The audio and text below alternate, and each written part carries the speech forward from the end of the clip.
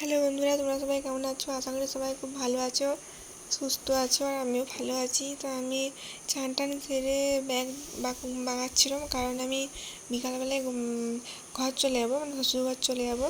যে রান্নাঘরে এলাম, মা কী করছে দেখতে, এসে দেখছি ঠাকুমা একাই বসে আছে, মনমরা হয়ে কী ভাবছে কি জানে। তো এই বয়সটা সব থেকে খারাপ, না পারবে কাউকে দুটো মনের কথা বলতে, না পারবে কোনো কিছু, মানে বিরক্ত করে এই বয়সটা।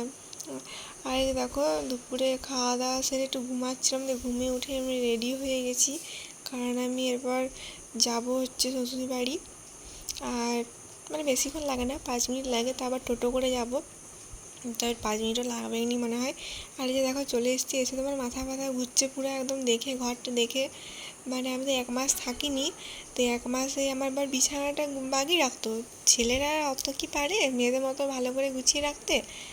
অনেকে পারে, কিন্তু সবাই তো পারে না। তো যেরকম পারতো সেরকম কিন্তু রাখতো, কিন্তু তাও মানে আমার মনের মতো আর কি, আমি যেরকম করে ঘরটাকে গুছিয়ে আর করে রাখি, তো সেরকম থাকেনি। দিয়ে এসে তো আমার মাথা ব্যথা ঘুরছে পুরো দেখে, আমি কী করে বাগাবো, হাতে গুছিয়ে আমি তো পারছিলাম না বাগাতে, একা তো পারবোই না। যে বুনো আমাকে হেল্প করছে অনেকটা। এবার ফার্স্টে বললাম যে বিছানা দিয়ে স্টার্ট করে, বিছানাটা মানে টিপটপ থাকলে দেখবে দেখতে ভালো লাগে ঘরটা, বাকি সব কিছু অগোছালো থাকলেও ঠিক আছে।